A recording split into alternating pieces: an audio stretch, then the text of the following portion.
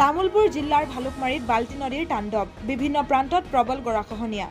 গৰাখহনীয়াৰ ফলত স্থানান্তৰিত কৰিবলগীয়া হৈছে ভালুকমাৰী প্ৰাথমিক বিদ্যালয় কেইবাটাও পৰিয়ালে হেৰুৱাইছে মাটি ভেটি কেৱল নিৰ্বাচনৰ সময়ত ভোট ভিক্ষা কৰা চৰকাৰৰ নিৰ্লিপ্ত ভূমিকাত ক্ষুব্ধ হৈছে অঞ্চলটোৰ জনতা কিয়নো তামুলপুৰ জিলা সদৰ সংযোগী মূল পথটো নদীৰ বুকুত জাহ যোৱাৰ ফলত এতিয়া অঞ্চলটোত যোগাযোগ সম্পূৰ্ণৰূপে বিচ্ছিন্ন হৈ পৰিছে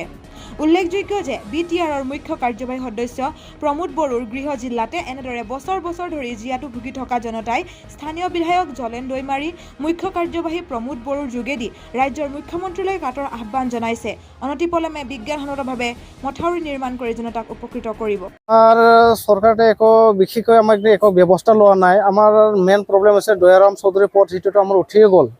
এতিয়া আমি পথাৰ দি আপ ডাউন কৰি আছো কিবা এটা আমি যে বেমাৰী নিব লগা হলে আমি একদম কান্ধত কৰি নিব লগা হয় ল'ৰা ছোৱালী যি শাস্তিত যায় স্কুলত কেতিয়াবা যাবই নোৱাৰে আধা ৰাস্তাৰ ঘূৰি আহে ল'ৰা ছোৱালীৰ কাৰণে বৰ সমস্যা বেমাৰ হ'লে মেডিকেলত আমি তামুলপুৰ নিব লাগে নাগৰিজুলি নিব লাগে আমাৰ তাৰমানে ৰাস্তাৰ কোনো উপায় নাই আমাৰ কি কেনেকৈ লৈ যাম তাৰমানে আমাৰ কিবা এটা হ'লে আমি নাগৰিজুলিত এসাঁজ যদি একমুঠি চাউল যদি কিনিব যাওঁ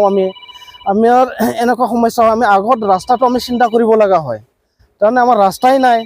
আমাৰ মেইন ৰাস্তা আছিল মেইন ৰাস্তাটোই নাই এতিয়া আমি পথাৰ দি কিবা কৰি আমি আপ ডাউন কৰি আছোঁ যাতে সেই হিচাপে আমাৰ ইয়াতে 20-25-30 ঘৰমান আমাৰ মানুহ উঠি গ'ল আৰু এতিয়া যাবই আৰু কেইদিনমান পিছত সেনেকুৱা পানী আহিলে এতিয়া পানী অহা আৰম্ভণি হৈছে কেইদিন পিছত আমাৰ মানুহ যাবই আৰু আমাৰ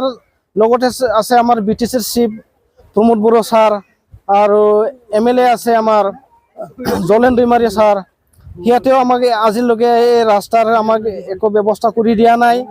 যাতে আমি জলেন ছাৰ আৰু প্ৰমোদ বড়ো ছাৰক যাতে অতি সোনকালে আমাৰ ৰাস্তাৰ ব্যৱস্থাটো কৰি দিয়ে আমাৰ ল'ৰা ছোৱালী স্কুলত যোৱা সুবিধাটো হয় আৰু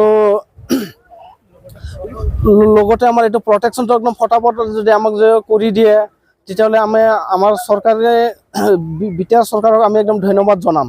স্কুল যাব পৰা নাই চলি বুলি তাৰপিছত আমি বজাৰত যাব পৰা নাই ঘৰতে মানে গৃহবন্দী হৈ আছো আমি ৰাস্তা নাই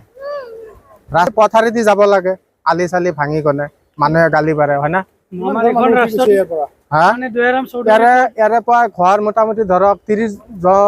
30টা ঘৰ আছিল ইয়াত উঠি গৈছে বিদ্যালয়খনো স্থানান্তৰ কৰা হৈছে এইগিলা চব মানে উঠি যাব লগা হৈ গৈছে ইয়াৰে পৰা এই বাঁহৰ তলত বনাইছে এতিয়া বিদ্যালয়খন কিমান বছৰৰ পৰা হৈছে ইয়াতে মোটামুটি ধৰক 7 বছৰমান হ'ল ইয়াত এনেকুৱা চৰকাৰ প্ৰশাসনে ব্যৱস্থা গ্ৰহণ কৰিছেনে ইলেকশ্যনৰ আগত কয় যে আমি এইটো মানে কৰি দিম কামটো তাৰপিছত ইলেকশ্যন যোৱাৰ পিছতো আৰু কোনেও নাহে চাবৰ কাৰণে আমি তাৰমানে সেই গৃহবন্দী ঘৰত মানে বহি আছোঁ কোনেও খবৰ চবৰ ল'ব অহা নাই